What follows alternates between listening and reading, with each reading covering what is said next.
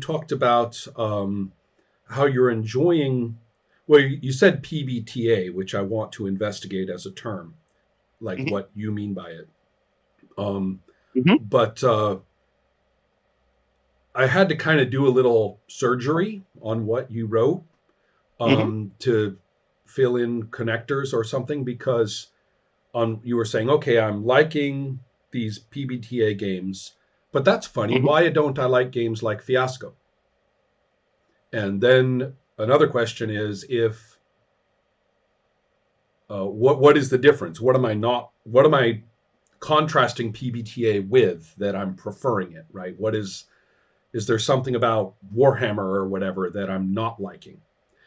Yes. And I think tell me if my dissection is accurate or at Hmm. least sort of accurate. Hmm. There is a perceived boundary between a set of games and a set of other games. And yet, when you look for variables like whether there's a game master, for example, those variables don't line up on that line. Those variables don't define that line. Structurally, a game like Apocalypse World has a lot more in common with any brand of D&D, Warhammer, Vampire.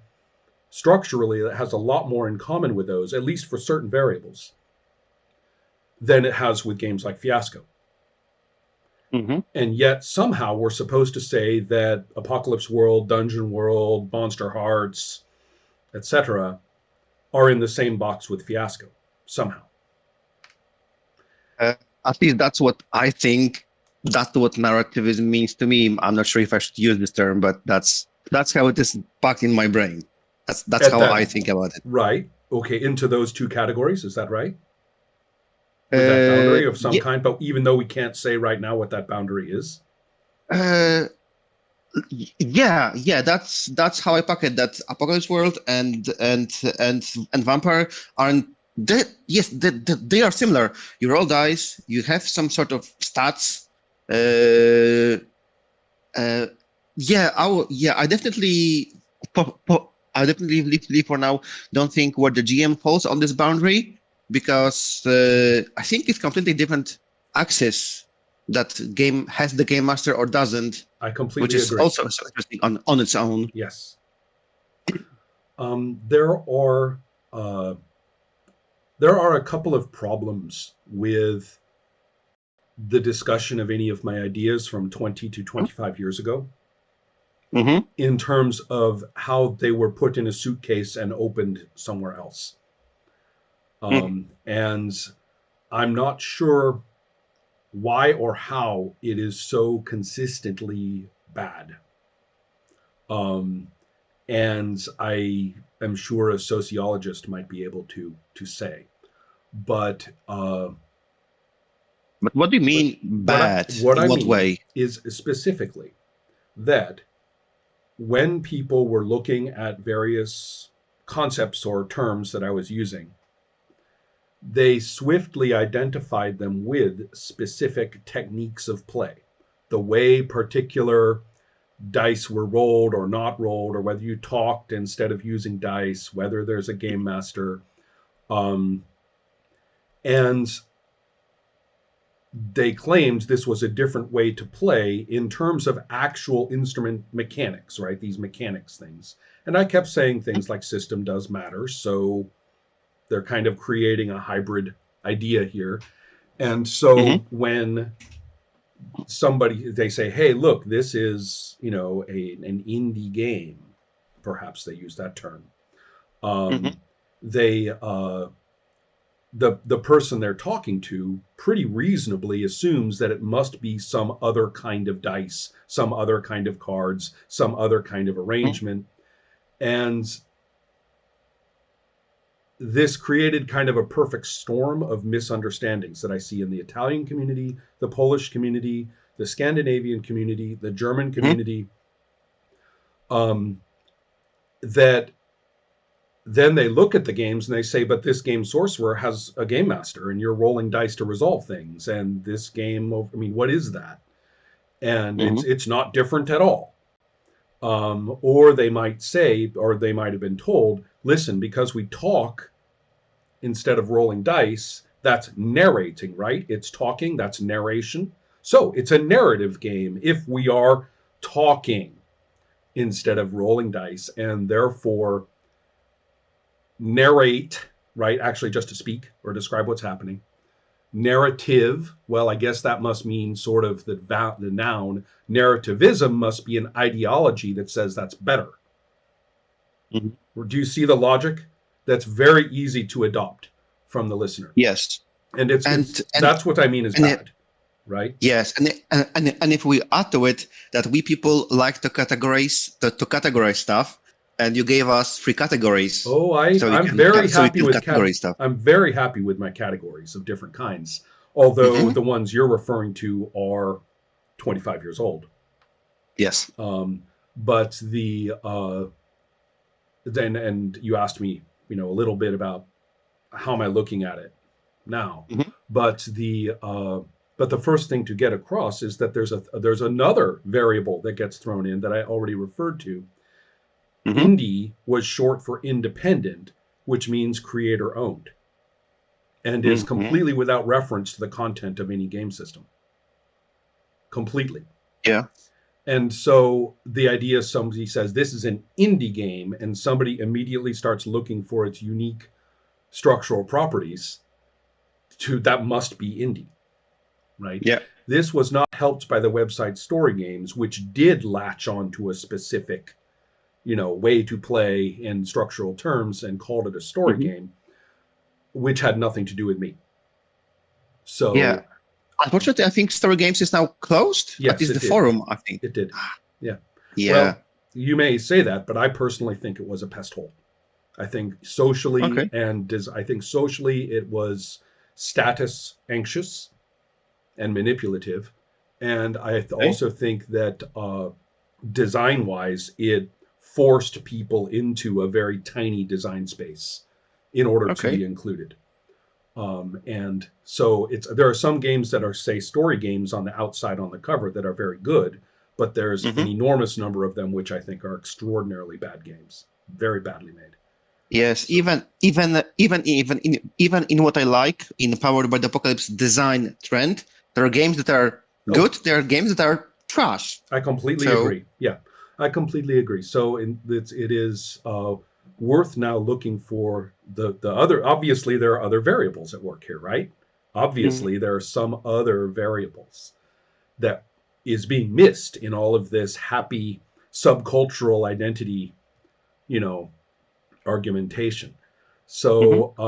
So But what are? stay for Go a ahead. moment Yeah. longer, because is the term indie still being used among the designers with whom you are working? Because I have also heard that I think it's changing to small press games. Is there like a proper name for these games that are published by I don't the know owner and about not by some company? it, the term independent, the term creator owns, the term self published.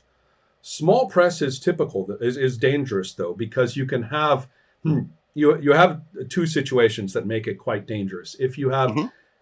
a group of people whose desire is to become not small press, Hmm.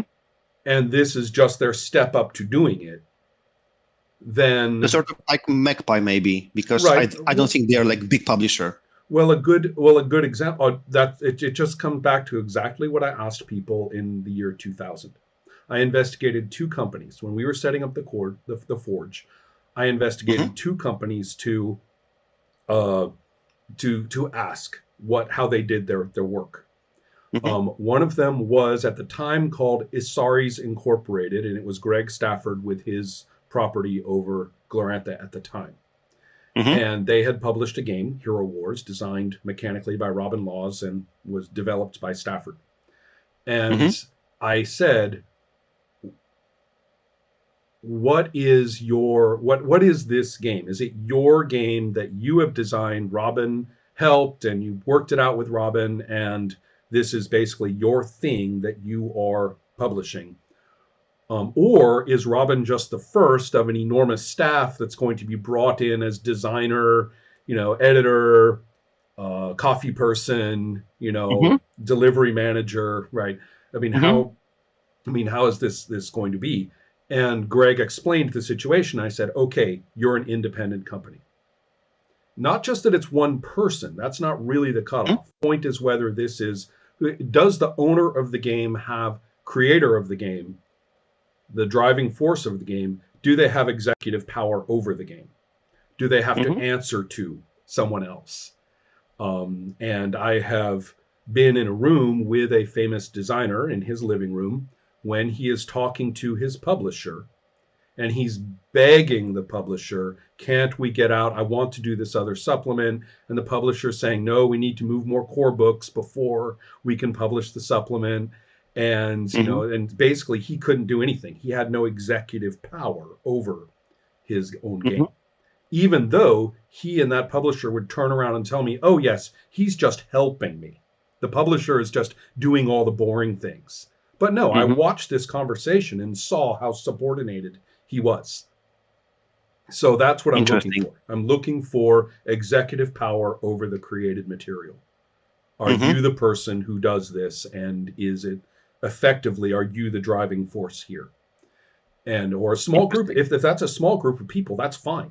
I'm not saying it has to be one person, but I have Mm-hmm. noticed that Of as course. soon as you get over two or three people, sooner or later power differences and money differences are going to start creating authority, you know executive power that isn't what I'm talking about.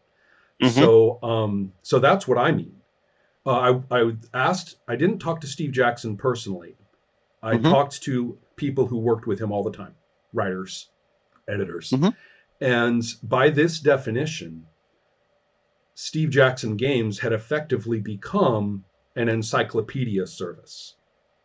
So instead, I mean, GURPS Pirates, GURPS, Roman Empire, GURPS Pulp, GURPS this, GURPS that, right? And it's Mm-hmm. effectively what they did was they went and did ordinary research into encyclopedias and, they're educated people and they did that. And then they just put it into GURPS mechanics and then they Mm-hmm. published another game. But really, the notion that this was about what playing, that's what Steve Jackson Games was. It was basically a management system for the production of these books by other people, other people's work, who were hired by the word to do this. Mm-hmm.